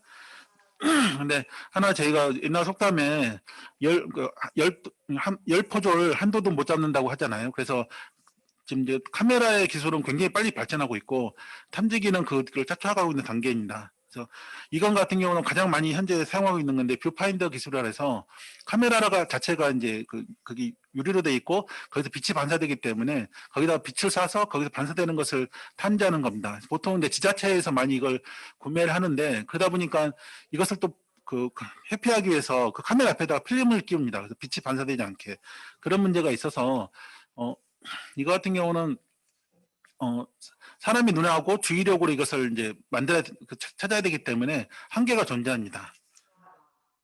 이렇게. 그리고 전파 탐지는 이제 카메라 자체가 회로 뒤에 반도체 회로가 있기 때문에 그 반도체에서 나오는 전파를 감지하기 위해서 이걸 사용하는 건데 여기 같은 경우는 이제 대부분 약간 저가로 이제 들어올 수 있는데 문제는 외부에 예를 들어서 카메라 TV가 있고 그 옆에 카메라가 있다 그러면 TV부터 전파가 나오는지 그 카메라부터 나오는지를 알기가 어렵습니다. 그런 문제가 있고요. 이건 이제 전송 트래픽인데 이제 보통은 지금의 대부분의 배경 카메라가 와이파이를 사용하기 때문에 와이파이를 사용해서 오는 것을 검출하기 위해서 만든 건데 왼쪽에 있는 것은 이제 국내 이런 탐지기 관련돼서 전문하신 쪽에서 있는 인터넷에서 가져온 겁니다. 그래서 여기서 와이파이가 나오면 그것을 이제 탐지하는 거고요. 오른쪽에 있는 것은 이제 작년에 동일하게 이제 한국방송통신전파진흥원에서 과제를 발주해서 저희가 수행한 건데 이게 이제 시제품이다 보니까 약간 큽니다. 약간 큰데 이제 와이파이가 이제 로 통해서 넘어가는 그런 신호들을 잡아서 그 신호 트래픽을 이제 추적한 다음에 거기서 이제 배양 카메라를 찾는 방식입니다. 그래서 탐지기는 지금 이제 LG마켓에서 가져온 건데 보통 금액이 뭐 몇천 원에서 80만 원이라고 되어 있긴 한데 보통 금액은 몇만 원씩 해서 10만 원, 최소 10만 원부터 해서 80만 원까지 어떤 건 150만 원까지도 갑니다. 그래서 일반인이 이런 탐지기를 구매를 해서 갖고 다니면서 측정한다는 것은 거의 불가능하다고 볼 수가 있을 겁니다. 뭐 대여해 주는 데도 있고 부천시 같은 경우는 대여해 준다고 하는데요. 거의 일반인이 접근할 수 있는 그런 수는 없습니다. 저희가 이제 그 탐지기를 한 5 정도를 구매를 해서 실제 그거에 대해서 이제 측정을 해봤습니다. 이건 이제 각각의 좀 종류인데 넘어가겠습니다. 근데 우리나라에서 이제 직접 만드는 경우도 있지만 또 아쉬운 점은 일본이라든지 대만에서 만드는 걸 가져와서 쓰는 경우도 있습니다. 이제 이것은 이제 제가 5분 정도 하는데 저희가 실제로 실험했던 것을 잠깐 설명드리겠습니다. 네. 이제 나중에 있는 이제 숙박업소인데요. 그 숙박업소에다가 이제 세팅을 하고 저희가 학생들이 이제 두 명씩 해서 나눠갖고 2명은 이제 카메라 설치 과제에 참여하고 있어서 카메라가 어떤 건지 알고 있어서 두 명을 카메라를 실제 설치를 했습니다. 그리고 저하고 이제 다른 학생 2명은 그러니까 이 탐지기 쪽을 과제를 안 하는 학생들은 이제 외부에 있어서 외부에서 이제 한 시간 정도 후에 이제 여기 들어와서 이제 한번 실제로 우리가 찾아봤습니다. 탐지기를 가지고 일반 탐지기를 가지고 쭉 측정을 해봤는데 형상 자체가 이상한 것들은 찾을 수 있었는데 예를 들어서 중간에 있는 저 스피커 오른쪽에 있는 저기 액자 그다음에 여기 충전기 이런 것들은 아무리 봐도 찾을 수가 없더라고요. 육안도 찾을 수 없지만 탐지기를 가지고 이제 해봤는데 이 같은 경우는 아날로그 신호가 송출되기 때문에 바로 영상을 볼 수가 있는데요. 지금 아시겠지만 다 디지털로 변환되기 때문에 상태고요. 그래서 좀 탐지가 어렵고 전파 강도 탐지기는 가까이 가면은 그 탐지기 배경 카메라 가까이 가면 이제 여기에 이제 그 기계가 이제 바늘이 이제 위로 올라가면서 막 소리가 나면서 이게 탐지기가 있다는 걸 알 수가 있습니다. 그런데 그 같은 경우는 이제 탐지기가 어디 있는지를 알고 이제 찾아가는 거고요. 그래서 어느 정도 숙련도라든지 어떤 직감 뭐 이런 것들이 좀 필요할 거라고 볼 수가 있습니다. 그리고 또 다른 문제는 아까 말씀드렸지만 그저 위에 무슨 TV 옆에 설치한다든지 어떤 보통 전자제품 옆에다 같이 설치해 놓으면 전자제품에도 값이 전자파가 나오기 때문에 그것도 검출을 해버리기 때문에 찾을 수가 없는 상황이 될 수가 있습니다. 이거 같은 경우는 지금 왼쪽 위에 오른쪽은 이제 웹 비활성화 이제 와이파이로 실시간으로 송신하는 상태에서 가만히 보면 바늘이 이제 송신하지 않는 상태에서 바늘이 아래에 있는 걸 볼 수가 있고요. 이제 바로 오른쪽 그림은 현재 웹이 활성화되어 있어서 지금 지금 실시간으로 변형 카메라 영상을 보내고 있는 상황입니다. 그러면 오른쪽에 카메라가 이렇게 바늘이 올라가 있는 걸 볼 수가 있습니다. 그래서 전파강도 탐지도 정상적으로 동작을 하는데 그러지 못하는 경우가 있다는 것을 말씀드린 거고요. 그다음에 무선 기능을 미탑재한 경우는 이제 이런 것을 이런 전파 탐지를 가지고 할 수밖에 없습니다. 뷰파인더 아까 말씀드린 뷰파인더를 실제로 시청해 본 건데 보면은 이제 중앙에 좀 하얀색으로 반사되는 게 있습니다. 이게 이제 변형 카메라인데 문제는 이제 그 빛이 반사되는 물질 자체가 빛을 반사되는 경우 그런 경우에 만약에 같이 숨겨 놓으면 빛의 반사가 물체 때문에 생기기 때문에 그때는 이제 찾을 수가 없는 상황이 될 수가 있습니다. 찾을 수도 있는 거고 있지만 못 찾는 경우가 있다는 걸 말씀을 드립니다. 각 모델별로 쭉 비교를 해본 결과 뭐 장단점은 다 존재하고요. 그렇지만 저희가 그래서 내린 결론은 뭐냐면 첫 번째 탐지기를 사용할 때 다른 무선기기의 신호에 간섭이 존재한다는 겁니다. 그러니까 변형 카메라만 딱 그대로만 있을 경우에는 탐지할 수가 있는데 TV라든지 뭐 전자레인지라든지 어떤 무선기기랑 같이 있는 경우 그런 경우는 탐지가 어렵고요. 그 다음에 이제 민감도 조정을 해야 되는데 이제 일반 사용자들은 그 민감도 조정을 뭐 많이 할 경우나 적을 경우에 따라서 될 수도 있고 안 될 수도 있습니다. 그래서 참 어려운 점이 있고요. 그다음에 가격 자체가 10만 원에서 어떤 경우는 80만 원, 그러니까 좋은 성능은 80만 원, 100만 원까지 가니까 일반인이 그걸 사갖고, 제가 말해서 일반인이라는 것은 이제 보통 이제 저희 같은 사람들이죠. 연구하지 않는 사람들이 가재비가 아니라 자기 개인 돈으로 사서 그것을 가져와서 갖고 다니서 탐지한다는 것은 거의 불가능할 것 같고요. 그리고 그다음에 뷰파인더 방식, 이게 가장 많이 좀 이제 돼 있는 것 같은데, 이 같은 경우는 이제 필름에 빛 반사가 없도록 해놓으면 오히려 이제 그다음 못 찾는 거죠. 그래서 다양한 이제 그 카메라에 대해서 탐지할 수 있는 기술이 있는데 탐지 못하는 기술이 있다는 거죠. 근데 저희가 이걸 이제 그때 속박업소에서 두 개 팀 나눠서 찾아봤었는데 몇 개 있는지도 모르고 가서 이제 들어가서 저도 가서도 찾았는데 8개를 찾았어요. 8개인가 찾았는데 문제는 2개가 있는데 실제 저희는 이제 못 찾으니까 그게 있는지 아니면 못 찾는 건지 그걸 모른다는 거예요. 그러니까 비형 카메라가 있을 때 못 찾으면 없어서 못 찾는 건지 실제 있는데 못 찾는 건지 그걸 모른다는 게 참 어려웠습니다. 그래서 사후 관리 방식으로 해서 탐지를 할 수 있지만 탐지가 불가능한 변형 카메라들이 있기 때문에 이에 대한 대책이 필요하다고 저희는 좀 내부적 결론을 내렸습니다. 그리고 이제 이것은 이제 공공 DNA 데이터베이스인데 사실 저희 슬라이드를 넣을까 말까 했었는데 이게 이제 저희가 인터넷에서 찾은 거고 이제 이렇게 여가부라든지 방통위, 경찰청 이렇게 해서 협업을 좀 하고 있는 걸로 알고 있는데 어느까지 하고 있는지 제가 잘 몰라서 이 슬라이드는 좀 넘어가도록 하겠습니다. 어쨌든 근데 저희가 이런 데이터베이스 이런 체계가 있기 때문에 여기에 더 무언가를 이제 법률을 넣든지 넣어서 이제 구축을 할 수 있을 거로 예상을 합니다. 네, 이상입니다. 네, 감사합니다. 네, 발표 잘 들었습니다. 정말 다양한 변형 카메라가 존재하는군요.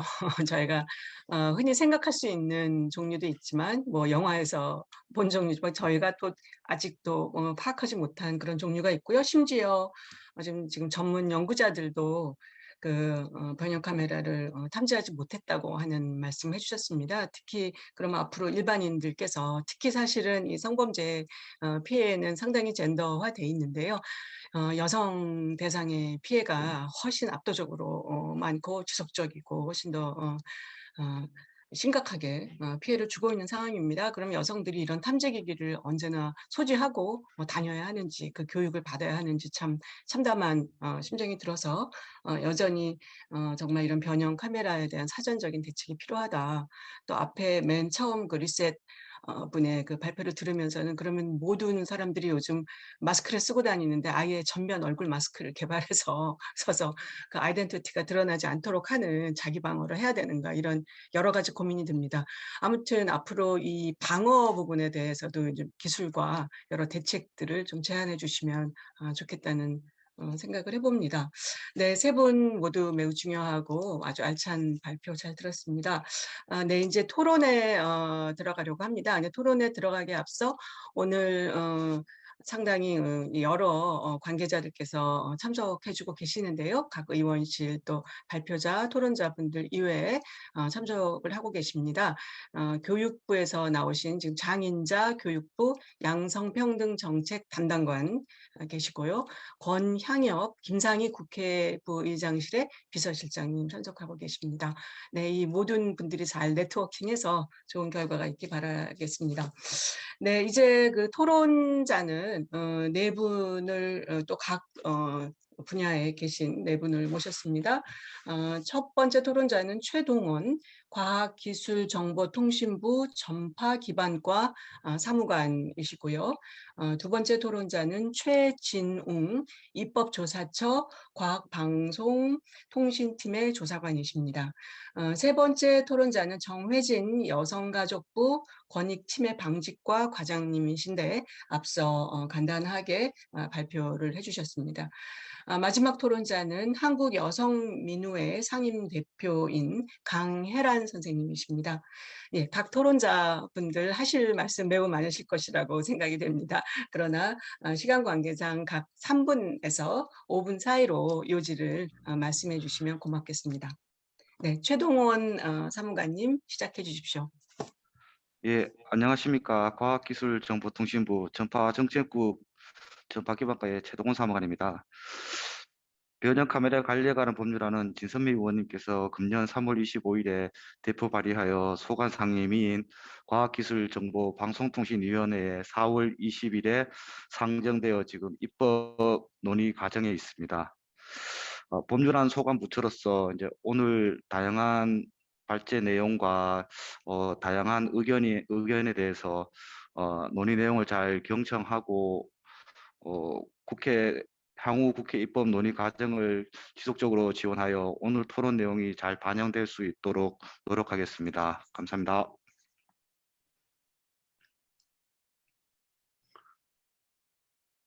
지금 토론을 전부 마치신 건가요? 예, 뭐 소관 부처가 그래서 제가 특별하게 말씀드리고 오늘 좀 주 내용은 좀 여러 가지 의견을 잘 듣고 저희가 입법 과정을 있어서 좀 반영할 부분을 충분히 듣는 것이 좋겠다고 생각됩니다. 네네. 아유, 잘 알겠습니다. 예, 또 다른 토론자 선생님을 위해서 좀 양보해 주시는 면도 있는 것 같습니다. 네, 고맙습니다. 그럼 네. 최진웅 조사관님 들어와 주십시오. 네, 잘 들리십니까? 네. 네, 국회 입법조사처 최진흥 조사관입니다. 지금 요 진선미 의원님 안은 현행 이제 불법 촬영물 규제의 한계, 주로 이제 사후적 규제에 대해서 범죄를 이제 사전적으로 예방하기 위해 필요한 법률을 발의하셨다고 생각하고요.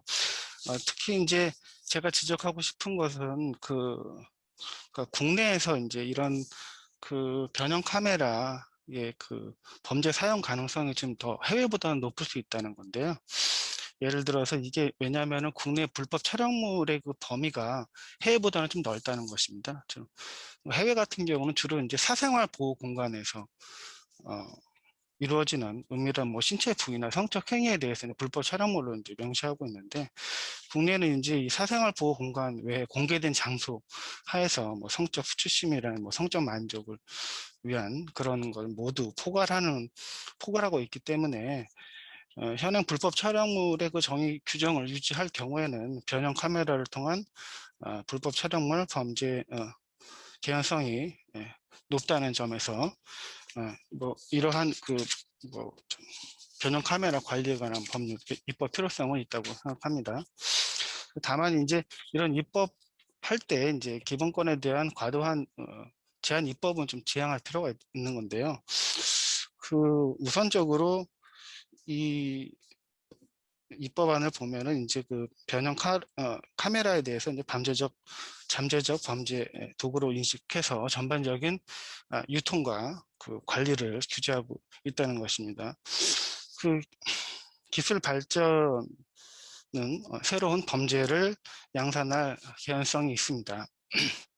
문제는 이러한 기술을 범죄에 악용하고 실제 실행하는 것이죠. 그래서 법률로 규율해야 될 것은 일단 이런 위법 행위를 규율하는 것인데, 이를 변형 카메라에 이제 초점을 맞춰 보면은 변형 카메라를 정의하고 변형 카메라를 이용한 금지 행위를 명시하고 이런 금지 행위 의무 위반자에 대해서 필요하다면 가중 처벌하는 것이 이제 기본권 침해를 최소화하는 차원에서 필요하다고 생각합니다. 다만 변형 카메라를 통한 범죄 개연성이 더 높다고 생각한다면 진선미 의원님 안에서 규제 대상을 좀 더 명확히 범주를 설정할 필요가 있다는 것입니다. 사실 이 법안을 보면 이제 산업 발전의 부정적 외부 효과에 대해서 사회적 규제를 하는 건데요. 이것은 필연적으로 이제 신산업에 대한 성장을 제약할 수 있다는 문제가 계속 지적되고 있는 것입니다. 그래서 이런 산업성과 공공성을 균형 있게 바라보면서 입법을 할 필요가 있는데요. 지금 변형 카메라를 이제 산업적으로 이제 이용해서 계속 새로운 서비스가 이제 출시되고 있습니다. 그런데 이제 이 입법안의 규정을 보면은 아까 이제 권 변호사님은 충분히 이제 정의 규정이 이제 마련되었다고 말씀하셨는데, 아직까지 이제 법으로 이제 포괄하기 어려운 현실적인 문제가 있다고 봐요. 그러니까 추상적인 용어 사용하고 있고, 해석에 따라서는 이제 기본적으로 모든 기기에 이제 적용 가능하고, 물론 이로 인한 문제 때문에 일부 예외 서비스에 대해서 이제 규정하고 그래서 등록 의무를 면제하고 있긴 합니다. 하지만은 요런 뭐 기술 발전에 대한 서비스에 대해서 서비스 진작을 위해서는 규제 대상에 대한 예외 조항에 대해서 좀 더 조항을 신설할 필요가 있다고 생각하는데요. 예를 들어서 이제 여기서 보면은 이제 어떤 법률에 대해서 이런 법률의 적용을 받는 기기는 제외하고 있다고 하는데, 제가 볼 때는 이런 법률에 포괄되지 않은 공적 목적이나 신기술 제공과 같은 산업적 목적의 기기에 대해서는 탄력적으로 변형 카메라에서 제외되도록 예외 규정을 하나 좀 신설하는 것이 좀 필요하지 않을까 생각하고 있습니다. 네. 이상으로 토론 마치겠습니다. 네, 토론 잘 들었습니다. 네네. 오늘 토론 다 끝나고 나서 약간의 Q&A가 있는지 모르겠는데요. 지금 법안에 대한 좀 질의도 제기가 된 것 같습니다. 네, 혹시 시간이 조금 허락을 한다면 약간의 Q&A가 있었으면 좋겠습니다. 네, 그러면 네, 정혜진 선생님, 과장님은 하신 것으로 간주하고요. 강혜란 상임대표님 시작해 주십시오. 안녕하세요. 민우에서 일하고 있는 강혜란입니다. 어쨌든 국회에서 불법 촬영물 문제 해결을 위해서 선제적 대응 방안의 하나로 변형 카메라와 관련한 입법 검토를 하고 있는 것을 환영합니다.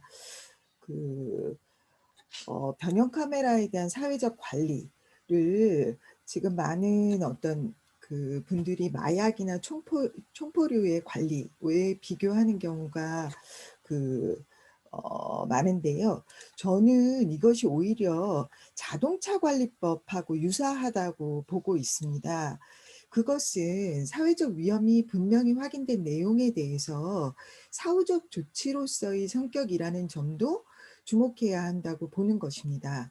그러니까 자동차가 모두 인사사고를 내지는 않지 않습니까? 이 기기는 누가 어떻게 사용하느냐에 따라서 그 위험성의 정도나 이것이 다름에도 불구하고 그것을 이용한 어떤 사고와 범죄가 어느 정도 이상의 사회적 위험으로 확인되었을 때 이것을 모두 등록하는 것을 굉장히 당연한 어떤 과정으로 이해하는 그런 어떤 규제가 도입되었고 이것은 오랜 시간 전 세계적으로 굉장히 당연한 규범으로 정착해 왔다라고 생각합니다.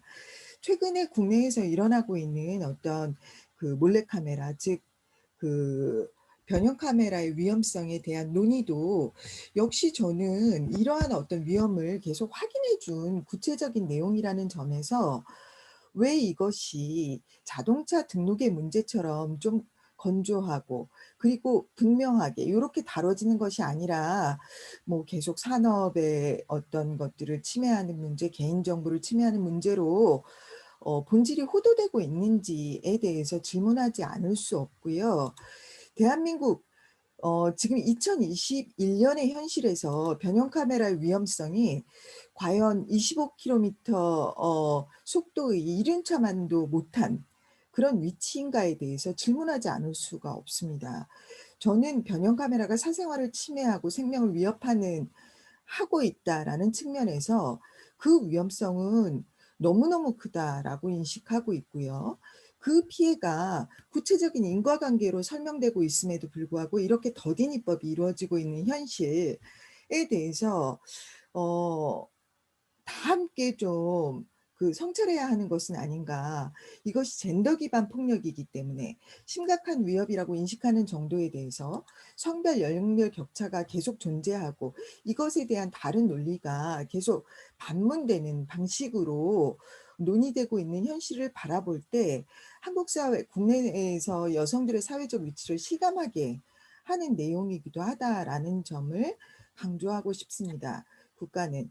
그리고 특히 입법부는 더 이상 미루지 말고 여성들의 삶에 실질적인 위협이 드러난 사안에 대해서 적극적이고도 신속한 규제 도입을 해야 할 필요성이 있다는 점을 강조합니다. 그러나 많은 한계가 존재하는 법안의 내용이라고 판단됩니다. 우선 첫 번째 한계입니다. 취급업자를 매개로 해서 이 법안이 설계되었기 때문에 사용자 이력 시스템을 보완하고는 있지만 실질적으로 모든 기기가 등록되는 시스템이 아니라는 것. 그리고 특히 개인이 사용할 목적으로 스스로 제작하거나 수입한 변형 카메라에 대한 정보 관리가 벌칙이나 처벌과 연결되어 있지 않아서 실효성을 가질 수 없다라는 점. 이런 것들은 이 법안을 도입한다 해도 많은 틈새가 발생할 수밖에 없는 그 현실을 잘 말해주고 있다고 생각합니다. 그로 인해 지금 실효성을 가지기 어려운 부분들을 보완할 수 있는 내용들이 추가되어야 하는 것은 아닌가라고 말씀드리고 싶고요. 두 번째 한계입니다. 대상 범위에서 빠지는 기기가 너무나도 많습니다. 제가 앞서 설명드렸던 것처럼 모든 자동차가 인사사고를 내지 않습니다. 그럼에도 불구하고 등록을 의무화하는 것은 이것이 서로에게 부정적인 어떤 순간 빠르게 확인하고 사회적 조치를 하는 데 있어서 매우 유효한 장치이기 때문이지요. 지금 드론 카메라, IoT, 이동통신 단말 장치에 대해서 나오는 논의 또한 모두가 범죄라고 하는 측면에서 혹은 잠재적 범죄자라고 하는 측면에서 논의되고 있는 것이 아닙니다. 이것은 핵심을 비껴가는 논의이고요. 다시 한번 강조하건대 이미 10년 이상 확인된 사회적 위험을 공공적으로 관리하자는 것이 핵심이라는 것입니다. 이렇게 보았을 때 입법조사처 검토에 있는 CCTV, 초경량 비행장치 등 다른 법에 따라서 어떤 그 상호적으로 규제될 수 없는 규제의 공백들이 발생하는 것, 이런 것을 보완할 수 있는 장치가 반드시 필요합니다. 저는 인식할 수 없는 외형의 변형 카메라의 경우에 한정하고 있다라는 측면을 우리가 주목해야 한다고 생각합니다. 인식할 수 없어서 타인의 권리를 침해할 수 있는 부분에 대해서 규제하자는 것이지 뭐 작은 카메라 뭐 혹은 신기술 카메라 모두를 규제하자는 것이 아니지 않습니까? 인식할 수 없는 카메라의 범위를 구체적으로 특정하고 이것에 대해서 대상 범위를 계속 축소해 나가는 방식으로 논의되지 않아야 한다라고 봅니다. 이와 관련해서 공익적 필요에 따라 국가의 경우 예외를 인정하는 조항도 저는 납득하기 어렵습니다. 과도하게 포괄적이라는 점을 강조하고 싶습니다. 국정원 등의 업무의 일부 필요성이 존재할 수 있습니다. 필요가 존재하는 경우 합당한 용도로 등록하고 그 용도에 반해서 사용하는 경우를 사후적으로 처벌할 수 있도록 하는 장치를 통해서 이 부분들을 포괄적으로 허용하는 그리고 예외를 계속 반복적으로 두는 이러한 방식의 규제가 되지 않기를 강조하는 바입니다. 마지막으로 이력 관리 시스템을 도입함에 있어서 기술 변화를 읽고 대상 범위를 계속 갱신할 수 있도록 하는 장치가 매우 중요할 것이라고 생각합니다. 그래서 신기술을 이해하고 그러한 어떤 변화를 빨리 따라잡을 수 있는 과기정통부가 이 문제의 주요한 규제의 당사자가 되고 있는 것은 의미 있는 접근이다라고 생각하고요. 더불어 피해 신고나 제보, 민원 등을 통해서 변형 카메라 이 규제 대상 범위를 구체적으로 계속 갱신할 수 있도록 지원하는 시스템이 반드시 필요하다고 생각합니다.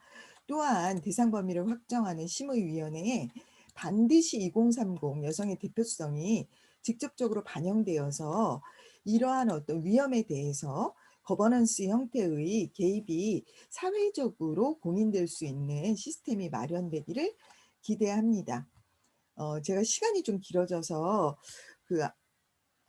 뭐 남은 토론을 다 담기는 어려울 것 같은데요. 어쨌든 지금 강조했던 내용들, 한계들이 조속히 보완되는 형식으로 입법이 현실화되기를 기대합니다.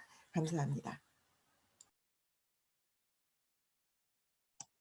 강혜란 선생님, 마지막 토론까지 모두 토론자분들 토론 잘 들었습니다. 또 강혜란 선생님은 여러 또 의미 있는 문제 제기를 해주신 것 같습니다.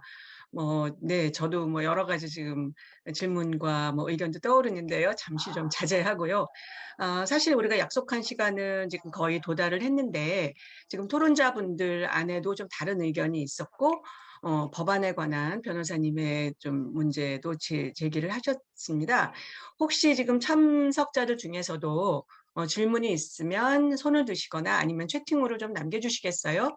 그러면 마지막에 우리 발표자분들을 중심으로 해서 간단한 마무리 발언으로 토론회를 마무리해 볼까 합니다. 질문이나 코멘트나 채팅창에 남겨주시거나 지금 참석자 중에서 손을 들고 발언해 주시면 고맙겠습니다. 네, 그럼 없으시네요. 제가 그럼 하나 해볼까요?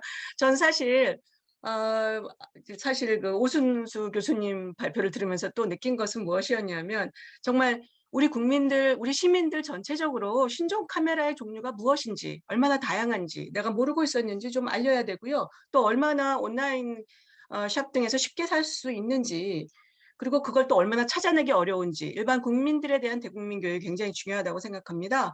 TV 광고 같은 곳에서도 좀 자원을 좀 들이셔가지고 신종 카메라가 이렇게 지금 만연해 있다, 많다는 사실의 경각심을 알리면서 이걸 판매하고 관리하는 사람들에 대한 그 경각심과 규제를 한꺼번에 해야 되지 이렇게 법안만 존재해가지고는 좀 필요가 없지 않나. 제 질문은 그래서 외국에서는 과연 이렇게 보통 첩보나 탐정들 혹은 국가 공공 안보를 위해서 쓰이는 이런 카메라들에 대해서 어떻게 관리하고 있는지 살짝 좀 궁금해졌습니다. 사실 한국은 전체 감시사회라고 할 정도로 많은 CCTV가 있어서 국민들이 좀 무감해 있는 면들도 많은데요. 이것이 지금 개인들에 의해서 이렇게 불법 목적으로 쓰인다는 것에 대해서는 그냥 무감하게 넘어갈 수 없는 문제인 것 같습니다. 네, 저는 이제 외국의 경우들에 대한 질문이 있었고 또 시민교육에 대한 좀 제안도 있었습니다. 또 앞에서 그 최진용 그 조사관님, 최진웅 조사관님의 질문도 있었다고 보입니다. 그래서 우리 발제를 해주신 권창범 변호사님이 답변해 주셔서 좋고요. 혹시 지금 세 분의 발표자 중에서 토론을 들으면서 뭔가 생각나신 의견이 있으면 한 1, 2분 정도로 간단히 마무리 발언해 주시면 고맙겠습니다. 먼저 권 변호사님부터 시작해 주실까요? 예. 예, 그러니까 다 아시겠지만 사실은 완벽하게 입법 목적을 달성하는 규정은 제가 없다는 전제를 드렸는데요. 아까 조사관님 말씀하신 건 충분히 우려가 됩니다. 다만 이제 제가 드리고자 하는 말의 초점은 첫 번째, 이 법은 변형 카메라를 금지하고 있지 않습니다. 변형 카메라의 유통 경로를 관리를 하겠다는 것뿐입니다. 그러니까 예를 들어서 변형 카메라에 해당이 돼도 그 자체가 불법이 되거나 그 소지하는 게 문제가 되지는 않습니다. 유통 경로만 관리하겠다는 거거든요. 그렇기 때문에 사실은 변형 카메라에 해당되는 게 기술 발전하고 산업 발전하고 무슨 관계가 있냐라고 하는 반대쪽 목소리도 있을 수 있지만 설령 그렇다 하더라도 저는 크게 상관이 없다라는 입장이고요. 두 번째, 지금 변형 카메라로 규정하는 게 몇 단계를 거칩니다. 첫 번째는 제가 아까 말씀드렸지만 각호에서 정해진 건 다 빠집니다. 일단. 그러니까 거기에 해당하면은 카메라가 부착돼 있고 우리가 이제 개념 표시상 외관상 카메라로 인식할 수 없어 그냥 다 빠져버립니다. 다 통째로. 그리고 또 하나는 사실은 이게 명확히 이견이 있을 수도 있는 부분이긴 하지만 저는 사실 법률가 입장에서 이 각호에 있는 물건들하고 유사하거나 동일한 부분은 사실은 이 법의 규제 대상에서 빠져야 됩니다. 이렇게 규정이 되면은. 아니면 차후에 입법 과정을 통해서 더 집어넣어서 빼야 되고요. 그렇기 때문에 오히려 반대 이제 쪽 단체 입장에서 아까 강혜란 대표님 말씀하신 대로 오히려 더 우려의 목소리가 더 클 수 있다는 생각이 들고, 물론 현저히 쉽게 인식, 악용될 개연성, 추상적인 용어를 쓰고 있습니다. 근데 법은 추상적인 용어를 완전히 배제하고 쓸 수가 없습니다. 과거에 저희가 클라우드 법을 만들 때 8년간 정의 규정 갖고 싸우다가 결국은 어떻게 만들냐면 대령으로 넘겼습니다. 대통령령에 들어가 보면 대통령령에서 그 기술 수준 서비스 현재 되고 있는 걸 그냥 나열하고 있습니다. 그만큼 정의 규정이 정의하기가 어렵긴 한데 이게 지금 그냥 막연히 기술 발전에 저해가 된다, 산업 발전에 저해가 된다라고 하는데 반대 목소리도 충분히 저는 있을 수 있다고 보거든요. 변형 카메라가 그럼 과연 기술 발전하고 산업 발전하고 무슨 관계가 있냐? 우리가 이 법이 카메라의 기술을 발전을 막고 있냐? 통신하고 연계되는 걸 막고 있지 않습니다. 다만 성폭력 범죄, 사생활 침해 행위 등에 악용될 수 있는 카메라 중에 현재 수준에서 문제가 되는 것을 대통령령으로 정해서 그것도 금지하고자 하는 게 아니라 유통 경로를 관리하겠다라는 거기 때문에 제가 아까 조심스럽지만 규제의 강도가 그렇게 높은 건 아니고 현재의 정의 규정이 지금 상황에 시대 상황에서 기술과 조화를 이루어서 낼 수 있는 뭐 최적이라고 하긴 그렇지만 최소한 필요 최소한 정도의 규정이 아닐까라는 차원에서 말씀드린 거지 뭐 100% 완벽한 뭐 정의 규정이란 건 아니기 때문에 아까 제가 말씀드린 대로 입법부하고 행정부가 머리를 맞대서 대통령령으로 어떤 기기를 정할 것인지 그런 거는 차후에 과제로 남는다고 할 것입니다. 네. 저는 조금 전에 그 발제자들한테 1분씩 시간 드린다고 했는데 1분의 시간도 드리면 안 될까요? 이게 형평의 논리로 우리 진선미 의원님 1분씩만 드리죠? 네, 지금 시간이 별로 없는 것 같습니다. 네, 죄송합니다. 오 교수님, 네, 리셋 선생님, 네, 1분씩만 발언해 주십시오. 예, 1분씩만 해서. 저희는 이제 사후 관리 쪽에서 탐지기를 이용해서 카메라를 감지하는 걸 했었는데 하다 보니까 아까도 말씀드렸지만 잡지 못하는 카메라도 있습니다. 그래서 사전 단계에서 그걸 탐지를 하고 잡기를 잡고 그래서 촘촘하게 그물망식으로 만들어 놓으면 여러 토론자들이 걱정하는 것들을 해결할 수 있지 않을까 하고 그때 IT 기술을 이용해서 한다면 우리 과학 발전에도 도움이 될 거라고 봅니다. 예, 이상입니다. 네, 감사합니다. 네, 리셋 선생님. 네, 사실 이제 저는 활동가이자 그리고 20대 여성으로서 상당히 조금 여기 계신 분들이 판단하시기엔 비현실적이거나 급진적인 입법들이 좀 되면 좋겠다고 생각을 하지만 반면에 지난해 이런 활동을 지켜보면서 관련 법안을 만드는 것이 얼마나 어려운지 또한 경험을 했기 때문에 실제로 말씀하신 것처럼 현재 법안은 관리에 중심을 두고 있고 유통 체계에서 조금 어떤 식으로든 조금 도움을 줘보겠다라는 그런 식으로 저는 이해를 했습니다. 이제 의견 주셨던 것 중에 뭐 목적에 따라서 허가를 받는다라든지 조금 더 마음에 드는 제안들이 있었지만 그럼에도 현 상황에서 가장 시급한 점은 관련해서 어떤 식으로든 정말 최소한의 무언가의 액션이 필요하다는 게 저희 의견이고요. 그를 위해서 모두가 다 같이 힘을 좀 모아주시면 감사하겠습니다. 네. 네네. 마무리 발언 감사합니다. 네, 오늘 길지 않은 시간이었지만 너무나 충실한 발표 토론 해주신 모든 발표자 토론자분들에게 감사드립니다. 또 진선미 의원실, 또 각 지원하는 의원실 의원님과 또 의원실의 관계자분들 모두 수고 많으셨습니다. 이상으로 변형 카메라의 관리에 관한 법률안 입법 필요성 논의 토론회를 모두 마치도록 하겠습니다. 네, 좋은 하루 또 되십시오. 네, 이상 마치겠습니다. 네, 진선미 의원님이 말씀 한마디. 네. 네, 오늘 이렇게 함께 참석해 주신 분들께 다시 한번 감사드리고 이제 그 발제 내용과 토론 내용을 들으면서 이러저런 생각이 좀 들었습니다. 아까도 뭐 말씀하셨지만 지난 2017년에 국감 때 그 변형 카메라의 뭐 물병과 시계 그리고 탐지기 이런 것까지 다 동원해서 그거에 대한 문제 제기를 한 게 2017년인데 2021년에 또다시 이 법에 대해서 이렇게 고민하게 되는 것이 아쉽기도 하고 말씀하신 대로 실제로 그때도 그 변형 카메라를 공개하는 것 자체가 많은 사람들한테 위험을 알리기도 하지만 또 그런 것에 대한 궁금증을 유발시켜서 오히려 구매를 촉진하는 그런 우려까지도 고민했던 그런 기억도 납니다. 하여튼 오늘은 저희가 우리 입국조정관님이 얘기해 주신 그 관점이 지금까지 이 법이 통과되지 못한 그 관점인 거거든요. 그러니까 새로운 기업이 뭔가 이 기술을 가지고 뭔가를 활용하는 데 있어서 규제라는 것으로 이렇게 표현이 자꾸만 되고 있는 건데 우리는 이거를 못하게 하는 게 아니라 그래도 누가 어디에 가져다 쓰고 있는지 이후에 그게 범죄로 활용됐을 때 그 경로를 거꾸로 찾아가서 그거에 대한 문제 제기를 할 수 있는 이거라도 하자는 게 이 법안의 취지라서 하여튼 이번 국회에는 21대 국회에서는 꼭 좀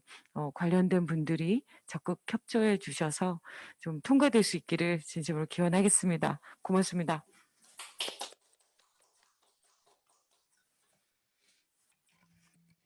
예, 이상으로 토론회 오늘 모두 마치도록 하겠습니다. 모두 고생하셨습니다. 감사합니다. 수고하셨습니다.